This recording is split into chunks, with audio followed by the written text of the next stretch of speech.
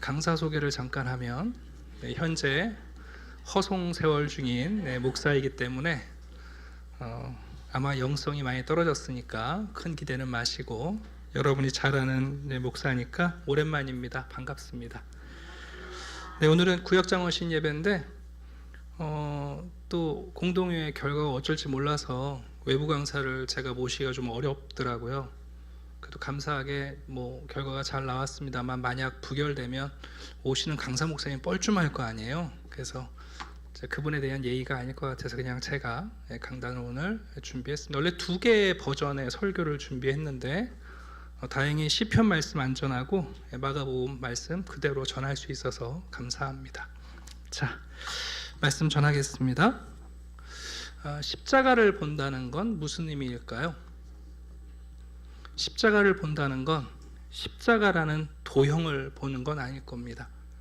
우리가 십자가를 바라본다는 건 고난당하시고 십자가에서 죽으시고 부활하신 예수님을 바라본다는 뜻일 겁니다.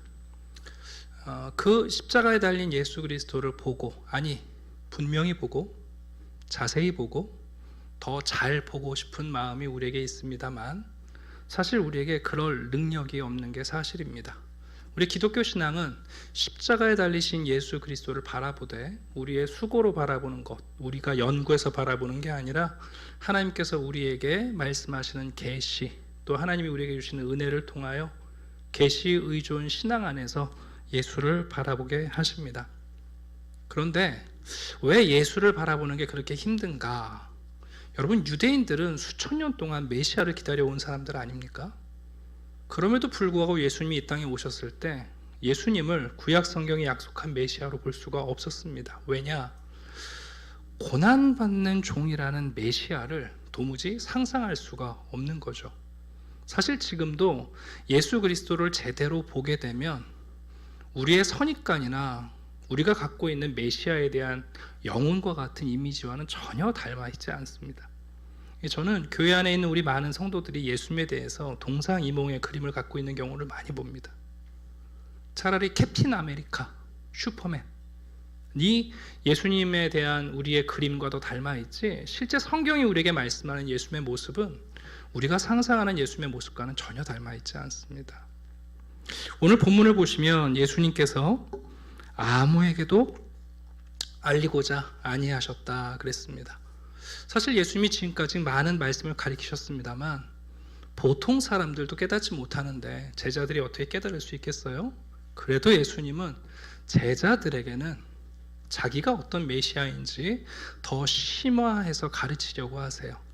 마가복음은 매우 요약적인 기록을 하고 있는데 31절을 보게 되면 제자들을 가르치시되 해놓고 이렇게 설명해요. 인자가 사람들의 손에 넘겨져 죽임을 당하고 죽은 지 3일 만에 살아나리라는 것을 말씀하셨다. 우리 성경에는 딱 한 줄입니다만 예수님께서 이렇게 가르치셨을까요? 인자가 십자가에서 죽고 3일 만에 살아날 거야, 이렇게 가르치셨을까요? 아니죠. 예수님은 예를 들면 다니엘서 7장을 가르치시면서, 얘들아, 구약에 보면 우리 민족이 바벨론에서 포로 때 가장 비참할 때, 하나님으로부터 가장 멀어졌다고 생각할 때 하나님이 인자 같은 이를 고난당하는 백성 가운데 보내신다, 그 인자에 대해서 가르치셨을 것이고, 이사야 53장을 펼쳐서 하나님의 종이 고난받고 심지어 도살장에 끌려가는 어린 양처럼 죽임을 당한다, 길게 강론하셨을 것이고, 또 그런가 하면 호세아서 6장에 있는 대로 우리를 치시고 찢으시고 우리를 상하게 하셨지만 이틀 만에 3일 만에 살아나게 하시리라. 여러분, 성경을 가지고 긴 강론을 통해서 가르치셨다는 뜻이에요. 그럼에도 불구하고 여러분, 제자들은 예수님의 가르침에 어떻게 반응했는가? 오늘 본문을 보면 첫 번째 이렇게 반응합니다. 이 32절 봅시다. 이 말씀을 깨닫지 못하더라. 예수님이 이렇게 상세하게 가르쳐 주셔도 이 말씀을 깨닫기에 아둔하다는 뜻입니다. 여러분, 부분적인 내용들을 이해를 했어요. 그런데 구약에 있는 그 모든 예언이 예수 그리스도라는 한 분 안에서, 그분의 삶 속에서 다 성취된다는 것이 납득이 안 가는 거예요. 아무리 여러분 가르쳐도 어떻다고요? 깨닫지 못하더라. 네. 심지어 그러면 여러분, 우리 잘 모르면 어떻게 해야 되죠? 질문해야죠. 그죠? 예수님, 근데 다니엘서에 있는 인자가 어떤 인물입니까? 그럼 우리 시대에 오신다는 게, 여러분 모르면 질문을 해야 될 거 아니에요. 근데 그 다음을 보세요. 32절. 뭐 하기도 두려워한대요? 묻기도 두려워한다고요. 여러분들은 요즘 뭐에 대해서 가장 많은 질문을 던지십니까? 사람들이 대화를 하다가 내가 원하는 주제가 아니면 말을 돌립니다. 좋은 자리에서 좋은 음식 먹는데 갑자기 죽는 얘기하면 묻기도 두려워합니다. 아마 제가 여기서 윤모모 분, 탄모모 얘기 하면 아마 두려워하실지 모르겠네요. 여러분, 예수님께서 자신에 대해서 성경을 가지고 그렇게 가르치시는데 깨닫지 못하고, 두 번째는 묻는 것조차 여러분 두려워합니다. 괜히 질문했다가 덤탱했을까봐, 차라리 모르면 좋았을 것을 알게 될까봐. 근데 여러분, 중요한 게 있는데요. 사실은 인생을 살다가 정말 중요한 게 뭐냐면, 우리가 알고 싶어 하지 않고 우리가 질문하기를 꺼리는 것이야말로 사실은 우리에게 정말 중요한 내용일 가능성이 높습니다. 네. 우리가 알고 싶지 않고 우리가 질문하기를 꺼려하는 그거야말로 사실은 우리에게 정말 중요한 문제일 수 있습니다. 예를 들어 볼까요? 예수님이 십자가 지시기 전에 빌라도라는 사람이 예수님께 이렇게 질문해요. 한참 대화를 나누다가 결국 무슨 질문합니까? 그럼 진리가 무엇이냐 해놓고 그 다음에 어떻게 하는 줄 아세요? 혹시 예수님이 답변할까봐 뒤돌아서 나갑니다. 여러분, 얼마나 중요한 질문이에요? 여러분, 가족들이 회식하러 가셔가지고 식당에 가서 아들아, 딸아, 우리 영혼에 대해서 좀 얘기를 해보자. 아버지, 밥 먹는데 무슨 얘기예요? 뭘 불편한 얘기를 하시려고 그러세요? 그렇지 않아요? 여러분, 우리가 언젠가 다 죽을 텐데 죽음 이후에 얘기를 해보자. 청년들하고 제가 오랫동안 생활하면서 청년들이 갖는 궁금증이 참 많아요. 내 님은 누구실까? 날 언제쯤 만날까? 나는 결혼하면 어떻게 살게 될까? 던지는 질문들이 많은데, 근데 그런 질문은 다 던지는데 정말 중요한 질문들은 안 던져요. 그러니까 신앙생활 30년 하셨는데 맨날 목사 앞에 와서 던지는 질문이 뭐예요? 목사님, 술, 담배가 죄입니까? 그 질문을 못 벗어나는 거예요. 네. 제가 져야 할 십자가가 있다면 그건 뭡니까? 네. 지금 예수님이 저에게 오셔서 나를 따르라 하신다면 뭐에 대해서 소명을 나를 부르실까요? 여러분, 그런 질문? 골치 아프다. 네. 그러는 거 아니에요? 아이들이 와서 부모에게 정말 중요한 질문을 던지는데 부모들은 나중에 얘기하자 그런다고요. 근데 아이들이 듣고 싶어 하지 않은 이야기는 앉아, 지금 얘기해야 돼 그러거든요. 네. 근데 여러분, 정말 중요한 건 뭐냐면, 우리 인생에서 정말 중요한 건 내가 질문하지 않고 묻기도 두려워하는 그거예요. 여러분, 우리가 주일날 올 때마다 우리를 구원하신 예수 그리스도 안에서 예배를 드리면서 우리가 질문을 던지는 거 아니에요? 지난 나의 한 주간의 삶은 과연 내가 후회 없이 예수와 함께 동행하며 살았는가? 그럼 질문해야 될 거 아니에요. 네.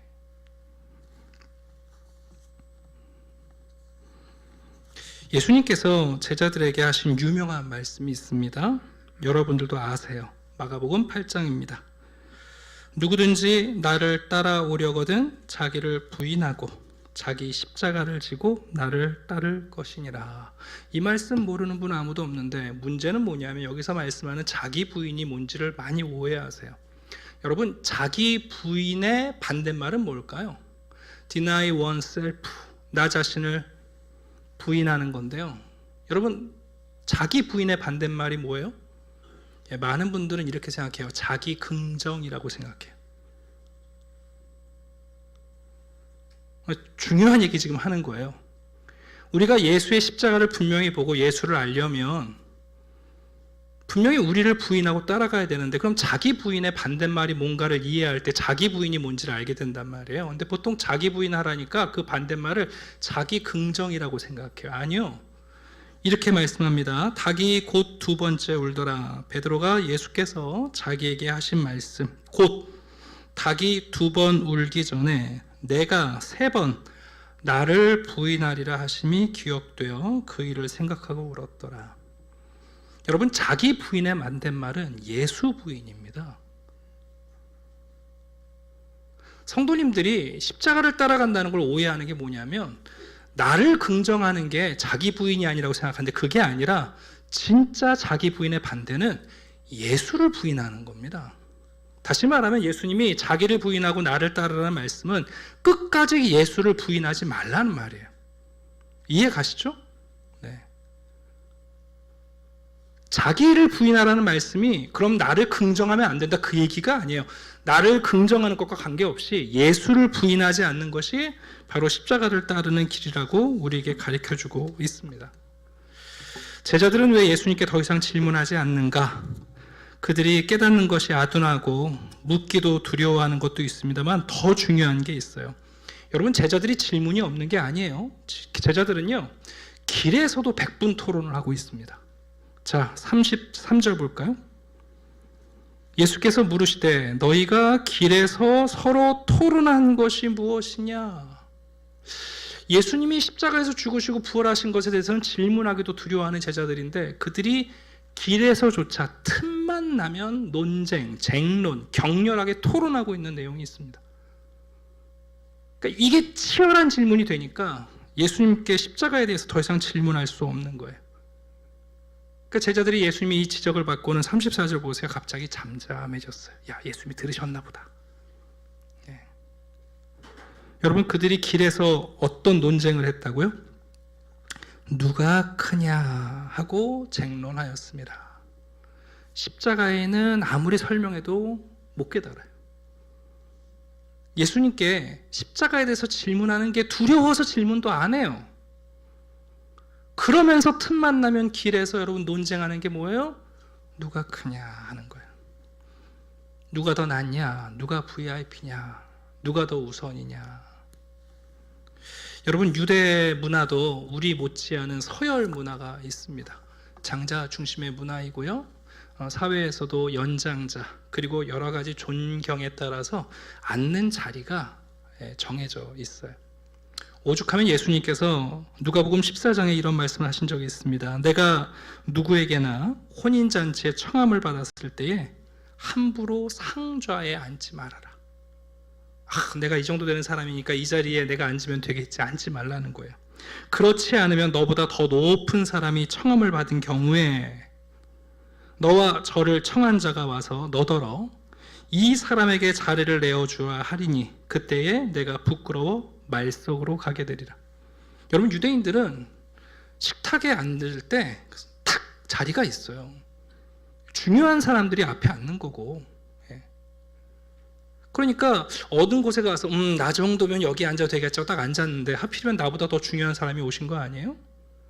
그러니까 주인이 와가지고 죄송합니다, 여기 앉을 분이 있습니다. 그럼 일어나가지고 그때는 여러분 다 앉아버렸잖아요. 제일 끝에 가서 앉게 되리라는 거예요. 그만큼 여러분 자리 다툼, 요즘 동계올림픽 할 때 보면 쇼트 스피드 스케이팅 있잖아요. 치열하게 다리 다툼하지 않습니까? 그러다가 미끄러 넘어지기도 하고. 여러분, 치열하게 자리 다툼을 하고 있는 거예요. 자, 한번 35절 보겠습니다. 이제 아주 중요해요. 이런 제자들의 모습을 보시고 예수께서 앉으사. 여러분, 우리가 한번 상상을 해보시겠어요?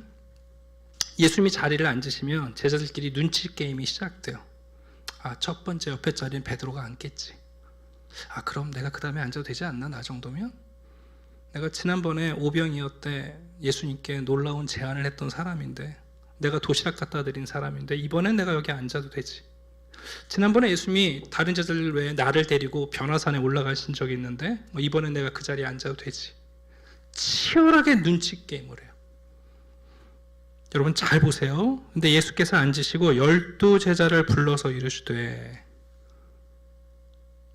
제자들이 앉으려고 하는데 예수님이 갑자기 첫째가 되고자 하면 무사람의 끝이 되며 무사람을 섬기는 자가 되어야 하리라 하시고, 갑자기 36절 어떻게 하십니까? 어린아이를 데려다가 예수님 가장 가까운데 앉히시는 게 아니라 어떻게 하신다고요? 안아버리셨어요. 자, 여러분 잘 들으세요. 예수님이랑 누가 가깝냐를 눈치 게임 하고 있는데, 누가 더 높으냐 눈치 게임 하는데, 예수님이 어린아이를 어떻게 하셨다고요? 안아버리셨어요. 높은 사람이 상석에 앉는 것이 아니라 예수님이 안아주시는 사람이 예수님의 품 안에 있는 거예요. 여러분 이걸 잘 이해하지 못하면 교회에서도 자리 싸움을 해요.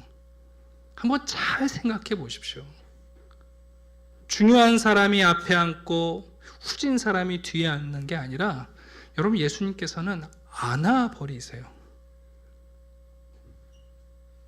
그러면서 말씀하시죠. 누구든지 내 이름으로 이런 어린아이 하나를 영접하면 곧 나를 영접하며, 누구든지 나를 영접하면 나를 영접함이 아니요 나를 보내신 이를 영접함이니라.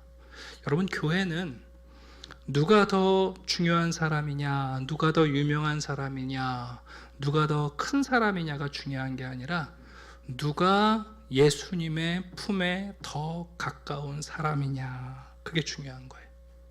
어떻게 지금 여러분 예수님의 품이랑 가까우세요? 그죠?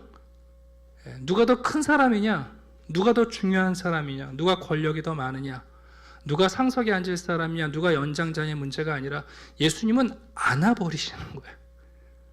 예수님이랑 가까운 사람이 여러분 천국에 있는 사람이요, 예수님과 가까이 있는 사람이 여러분 하나님을 영접하는 사람이라고 우리에게 가르쳐 주십니다. 여러분 이 진리가 교회 안에서 우리에게 필요합니다. 세상에는 끊임없는 권력 욕구와 신분 상승 욕구가 작용합니다. 그런데 권력과 사랑은요, 그 힘의 방향이 달라요. 권력은 위로 더 크게지만 여러분 사랑은 그 방향이 그렇지 않습니다. 여러분 하나님이 하나님 되시려고 우리를 섬겨주신 게 아니잖아요. 그죠? 하나님이 창조주이시고 여러분 만물을 통치하시는 분이지만 우리를 섬겨주시는 거 아니에요? 하나님이 더 큰 권력자로 자기를 드러내려고 우리를 섬기시는 게 아니란 얘기예요. 지금 종종 어떤 면에서 이 말씀을 또 교회의 처세술로 이해하시는 분들이 있어요.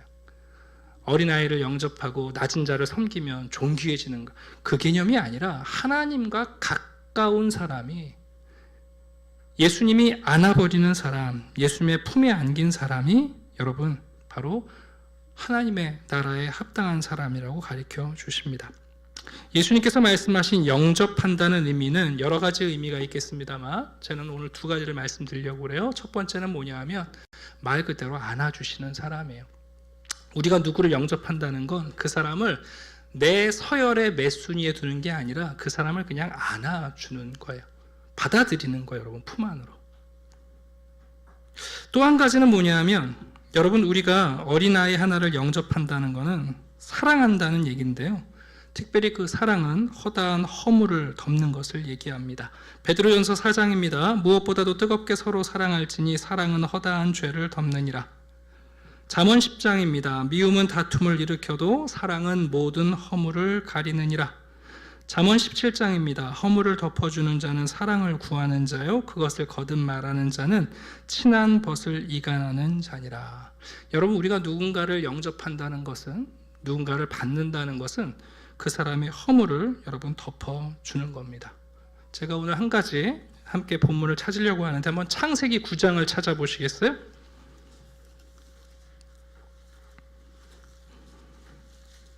창세기 9장 20절입니다. 허물을 덮어준다 그러면 아주 유명한 사건이 창세기 9장에 나오죠. 여러분, 노아가 홍수가 끝나고 나서 포도 농사를 지었습니다. 20절입니다. 노아가 농사를 시작하여 포도나무를 심었더니 포도주를 마시고 취하여 그 장막 안에 벌거벗은지라. 여러분, 노아가 잘못한 거예요? 잘못 안 한 거예요? 네? 뭘 잘못했어요? 그러니까 한국교회가 하도 금주를 외치다 보니까 술에 취해서, 여러분, 노아가 포도주 경작한 게 잘못이에요? 포도주 마신 게 잘못이에요? 포도주로 인해서 여러분 포만감을 누리고 취한 게 잘못이에요?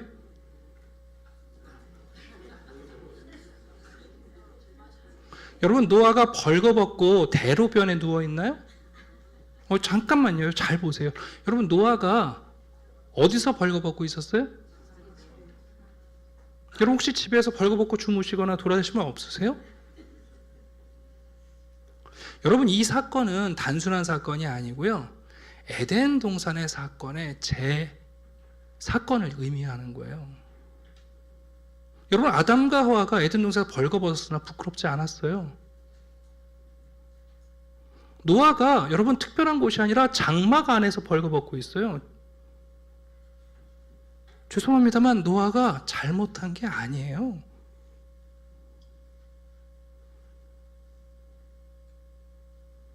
아주 중요한 지금 질문을 던지고 있는 겁니다. 네. 아니, 노아가 자기 장막 안에서 벌거벗고 있는데 그게 왜 잘못이에요, 여러분? 자, 그런데요, 가나안의 아버지였던 함이 그의 아버지, 그 장막에 들어가서 아버지 하체를 봤어요. 눈 뜨고 들어갔으니까 봤겠죠. 근데 문제는 그 다음이에요. 밖에 나가서 그의 두 형제에게 알림해. 셈과 야벳이 옷을 가져다가 여러분 뒷걸음 붙여 들어가서 아버지 하체를 덮었습니다. 그들의 얼굴을 돌이키고 그들의 아버지 하체를 보지 않았어요. 여러분, 이 사건을 에덴 동산 사건과 비교해 보세요. 아담과 하와가 벌거벗은 것을 보시고 누가 그들에게 옷을 지어 덮어주셨어요? 하나님이 덮어주셨어요. 모든 피조 세계가 아담과 하와를 조롱했겠죠. 야, 너희들은 하나님의 형상으로 지음받았는데 너희들이 벌거벗은 걸 봐라. 세상으로부터 조롱받지 말라고, 다른 피조 세계로부터 하나님의 형상으로 인하여 깨진 형상으로 조롱받지 말라고 하나님이 덮어주셨어요. 하나님이 뒷걸음질 쳐서 아담과 하와를 덮어주셨어요. 그래서 뒤에 보시면 셈과 야벳의 하나님을 찬송하라고 얘기하는 거예요. 셈과 함이 한 행동은 바로 하나님이 한 행동이에요. 여러분, 놀라운 사실은 그 다음에 나와요. 노아가 깨어서 작은 아들이 자기에게 행한 일을 알고. 자꾸만 술에 너무 연연하지 마세요.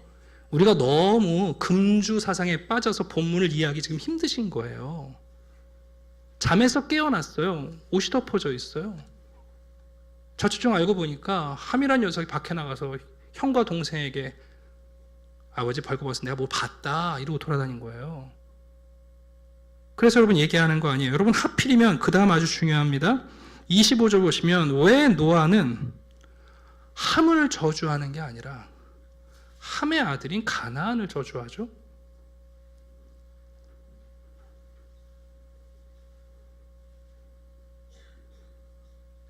질문하기를 두려워하신 여러분? 질문해야 됩니다.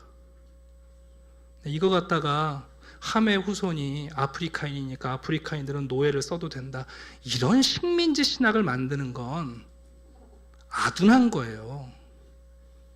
여러분, 왜 노아가 일어나서 함이 아니라 함의 아들인 가나안을 저주했습니까? 아버지의 허물조차 덮지 못하는 함은 자녀의 허물을 아버지가 덮겠습니까?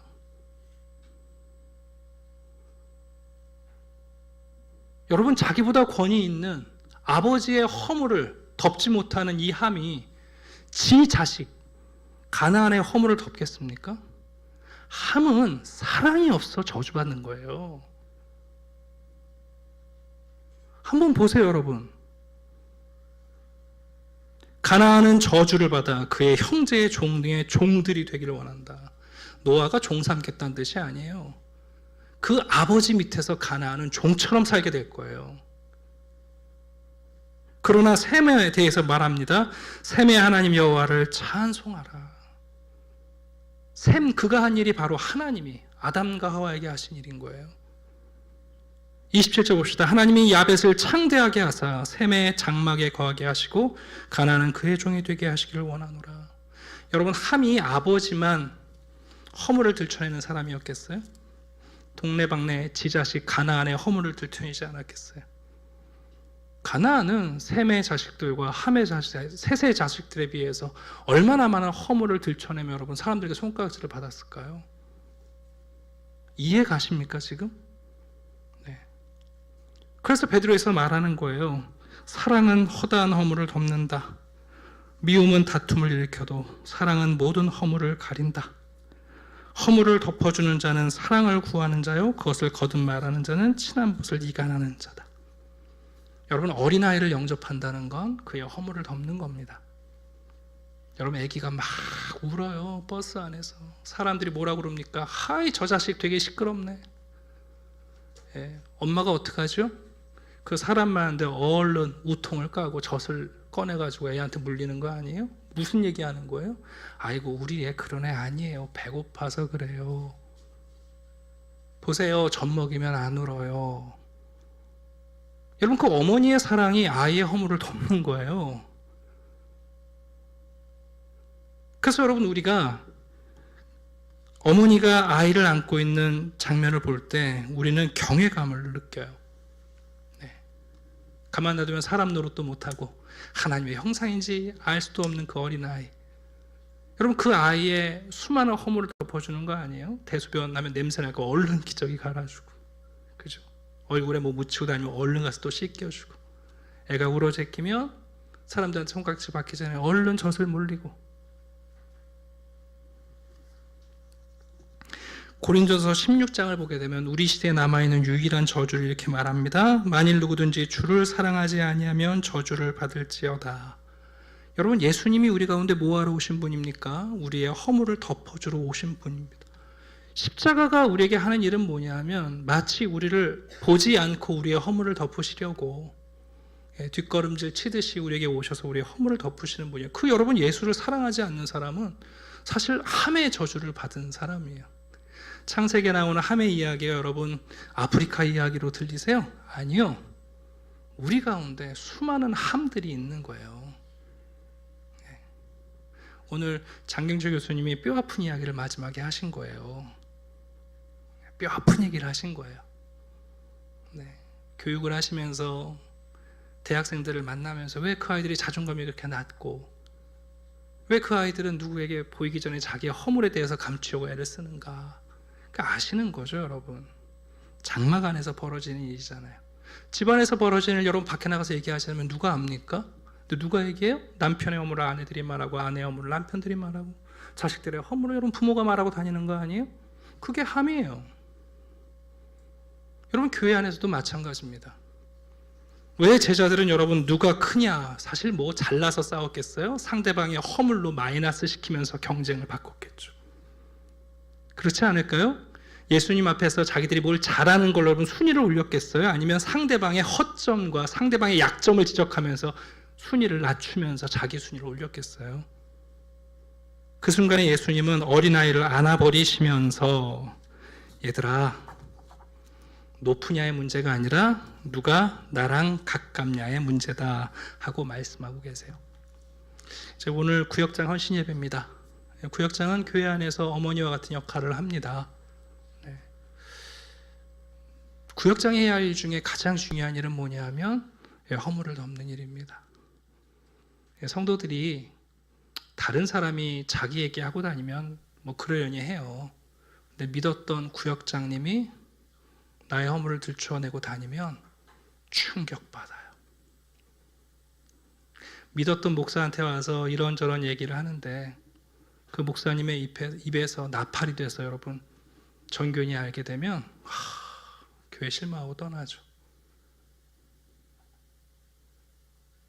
여러분 어린아이를 영접하는 것, 그것 바로 우리의 허물을 덮는 일입니다. 자, 결론의 말씀을 드리려고 합니다. 우리가 오랫동안 많은 것을 배워왔습니다. 여러분도 아다시피 저는 4,500편의 설교를 했습니다. 그러나 깨닫는 지혜가 우리에게는 없습니다. 우리는 오늘도 하나님의 은혜가 필요하고 말씀 앞에서 하나님 우리에게 은혜의 계시를 주시도록 기다려야 돼요. 설교 잘하는 목사 기다리시죠. 설교 잘하면 여러분이 새벽 예배도 오시고 수요 예배도 오시고 금요 예배도 오시고 주일로도 안 빠지고 오실 것처럼 그렇게 말씀하지 마세요. 설교를 잘하는 목사가 우리에게 많은 것을 깨닫게 하는 건 아니에요. 우리는 아무리 탁월한 목사가 와서 10년을 목회해도 우리 어떤 사람들이는가 깨닫게 두네요. 두 번째, 여러분 못 깨닫는 게 문제가 아니라 우리는 질문하기를 두려워해요. 우리 세계에 진짜 질문이 있어요. 저는 여러분들에게 그 질문을 던진 거예요. 지금까지 예수는 누구이신가? 그분은 나에게 무슨 관계가 있는가? 그분은 오늘도 나를 안고 계시는데 난 대체 그분의 무엇을 보며, 그런데 우리는 지금도 길에서도 치열하게 다툰다고요. 그래서 여전히 교회 안에서 누가 크냐, 누가 상석에 앉느냐. 예수님은 우리에게 줄 세우기 안 하세요. 그냥 안아버리신다니까요. 안아버리신다니까요. 여러분, 누가 더 상석이냐가 아니라 예수님보다 더 가깝냐의 문제예요. 교회 안에서 여러분 가장 큰 사람은 예수님과 가장 가까운 사람이에요. 착각하지 마세요. 가까운 사람이 천국에서 가장 큰 사람이에요. 예수님이 나를 안아버린 사람, 내가 예수를 알아버린 사람들, 그 사람이 가장 큰 사람입니다. 최근에 그런 노래가 유행하더라고요. 나는 반딧불? 가사를 좀 제가 찾아봤어요. 나는 내가 빛나는 별인 줄 알았어요. 한 번도 의심한 적 없었죠. 몰랐어요. 난 내가 벌레라는 것을. 그래도 괜찮아. 난 눈부시니까. 뒤에 보면 이런 얘기가 나와요. 밤하늘의 별들이 반딧불이 돼버렸지. 내가 널 만난 것처럼, 마치 약속한 것처럼 나는 다시 태어났지. 나는 다시 태어났지. 왜 위로를 받으시는지는 알겠습니다만 인생은 이렇지 않아요. 여러분을 위로하는 게 항상 진리는 아니에요. 저는 오히려 여러분들에게 카프카의 변신이라는 소설을 소개해드리고 싶어요. 혹시 단편소설인데 읽어보신 적이 있나요? 아주 열심히 세일즈를 하는 한 남자가 자기 집안과 여동생을 위해서 헌신하는 사람이에요. 근데 어느 날 갑자기 아침에 일어났는데 내가 벌레로 변한 거예요. 뭐 바퀴벌레라는 얘기는 안 나옵니다만 모양은 비슷해요. 여러분, 그 순간부터 가족들이 어떻게 대할까요?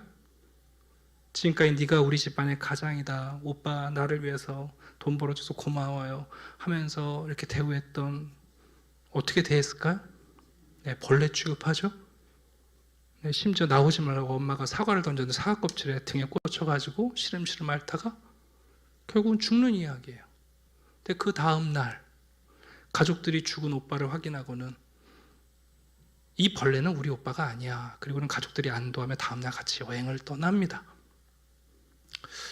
여러분, 제가 왜 이 이야기를 해드리는가? 우리는 죽었다 깨어나도 별이 되기는커녕 우리는 벌레로 우리의 인생을 마칠 거예요. 우리의 삶은 우리가 별이 되는 데 있지 않아요. 벌레 같은 우리를 안아주시는 예수님에게 있는 거예요.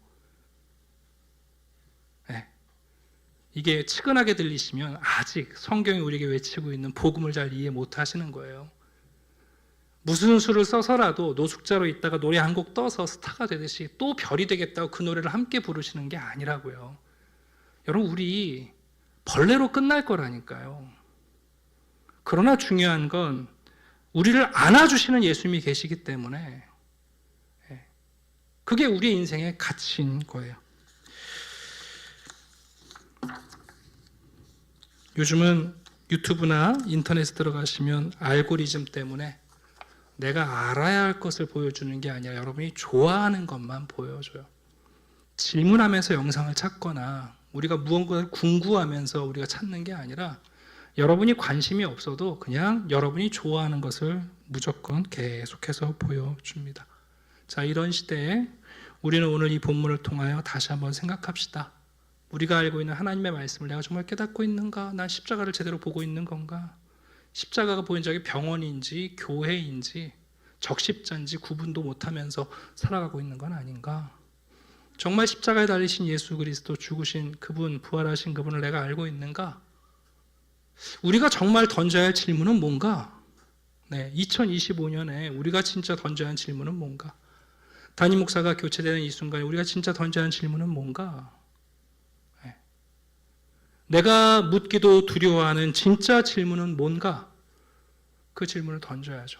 그리고는 우리가 그렇게 치열하게 눈만 뜨면 논쟁하고 있는 그 논쟁들이 아니라 우리를 안아주시는 예수님, 내가 어떤 존재냐가 아니라 여러분 우리를 안아주시는 예수님 때문에 바로 하나님을 영접하고 또 예수 그리스도와 하나님 안에서 우리가 존재한다는 사실을 기억하는 것, 이게 얼마나 중요한지 모르겠어요. 그래서 오늘 상반기에 우리 구역장님들과 그런 얘기를 했어요. 이제 구역 모임 상반기에는 이제 성역 공부보다도 기도회로 또 새로운 목사님이 오실 때까지 교회가 좀 기도로 준비하면 좋겠다 그래서 기도회 모임으로 진행을 좀 부탁을 드렸습니다. 여러분, 교회가 매우 중요한 시점에 있습니다. 이 시점에 우리는 또 어떤 목사를 보는 게 아니라 예수님이 보이면 목회자가 보일 거예요, 분명하게. 그죠? 목회자라 아무리 내가 뜯어서 봐도 예수님이 안 보여요. 우리가 진짜 던져야 하는 질문이 뭔지를 생각하시고, 그리고 우리 안에 있는 수많은 허물들이 있습니다. 부디 여러분 우리가 우리 시대에 함이 되지 않기를 바랍니다. 창세기 9장에 나오는 함의 저주는 노아가 잘못했는데 말했느냐 아니냐 이 문제가 아닌 거예요, 여러분. 그래서 함이 저주를 받는 게 아니라 가나안이 저주를 받아요. 자, 우리 찬양 한 곡 하고 잠시 기도하고 마치겠습니다.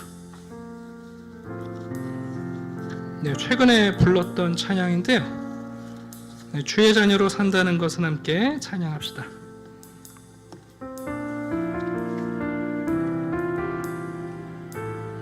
후렴의 가사도 집중하시면서 주의 자녀로 산다는 것은 주의 자녀로 산다는 것은 불 가운데로 걸어가는 것, 그 속에서 신실하게 날 지키시는 그 손길을 경험하는 것. 주의 자녀로 산다는 것은 주의 자녀로 산다는 것은 바다 위로 걸어가는 것. 내 온몸을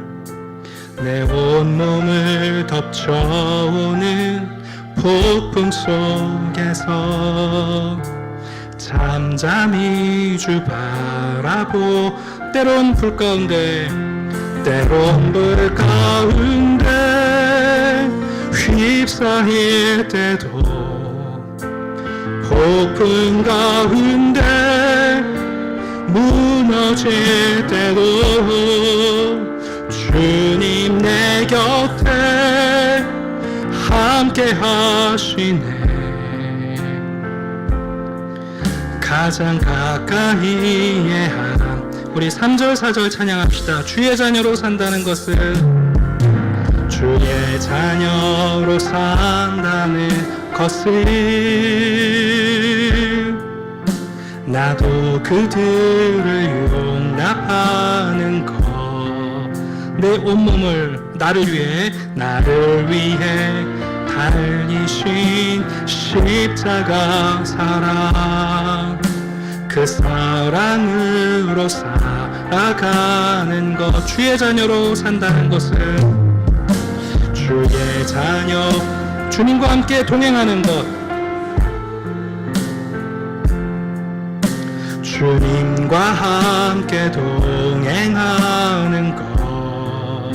주께서 지신 십자가, 주께서 지신 십자가 기꺼이 지고 주와 함께 걸어가는 것.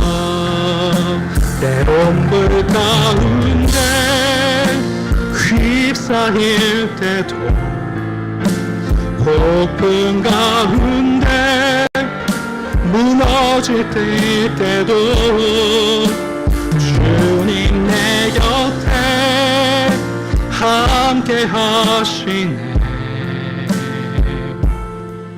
가장 가까이. 우리 3절 4절 다시 한번 찬양합시다. 주의 자녀로 산다는 것.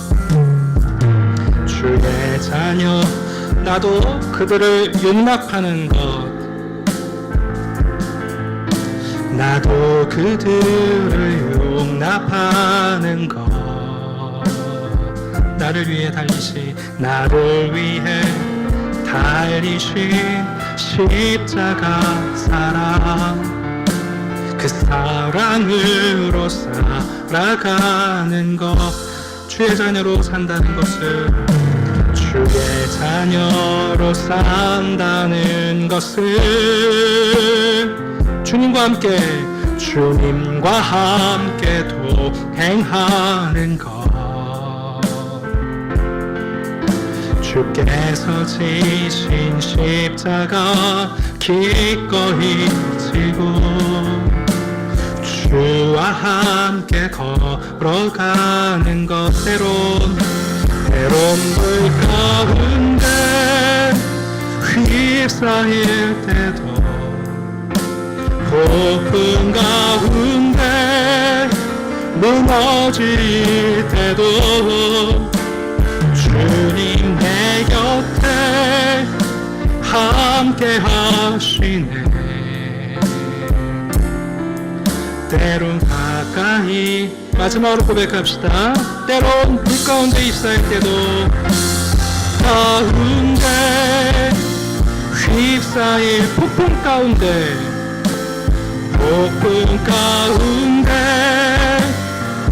주님 내 곁에 함께 계시네.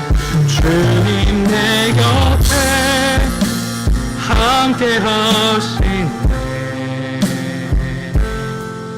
가장 가까이에 함께 하시네. 이 시간 우리 잠깐 함께 기도하면 좋겠습니다. 우리 한샘교회가 참 기적처럼 여기까지 왔고, 그 기적의 주인공은 하나님이십니다. 지금 이 순간에도 우리가 분명히 보아야 할 것은 예수 그리스도와 그분의 십자가인 줄 믿습니다. 그 십자가를 조금이라도 깨달았다면 여러분, 우리의 질문이 바뀌어야 하지 않을까요? 자꾸만 질문을 뒤로 미루지 마십시오. 언제쯤 우리가 그 십자가를 지기 시작하겠습니까?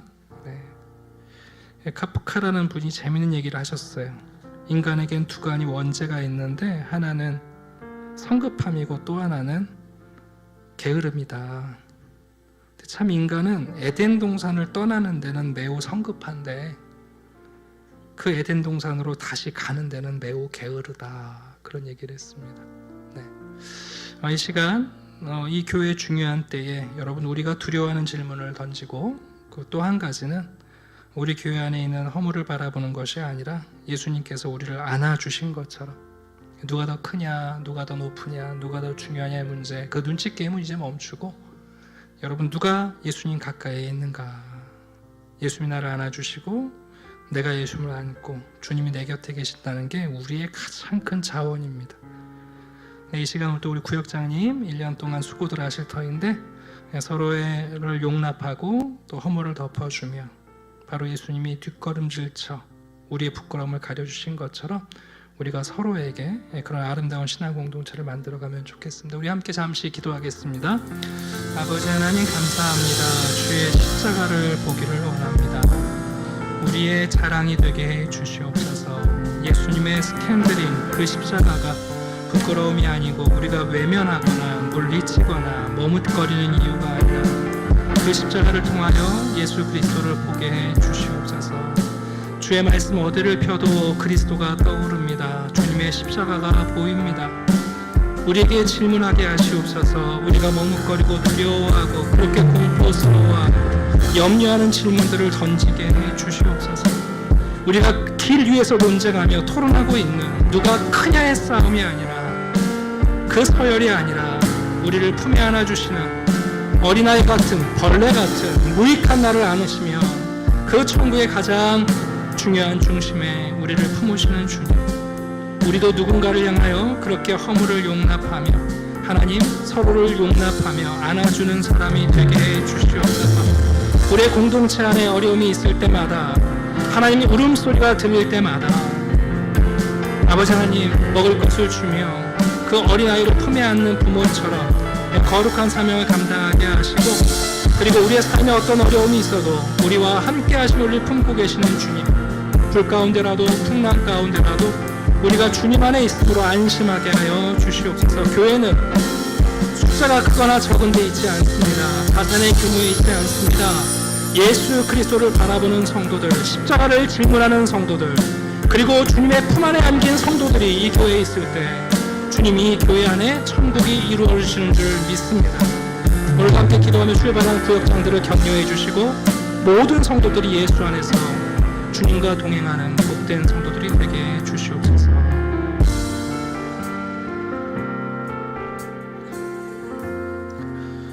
하나님 감사합니다. 우리 한샘 교회가 주의 십자가를 분명히 보고 알게 해 주시옵소서. 우리가 외면하고 두려워하는 진짜 인생의 질문을 던지는 성도들이 되게 해 주시옵소서.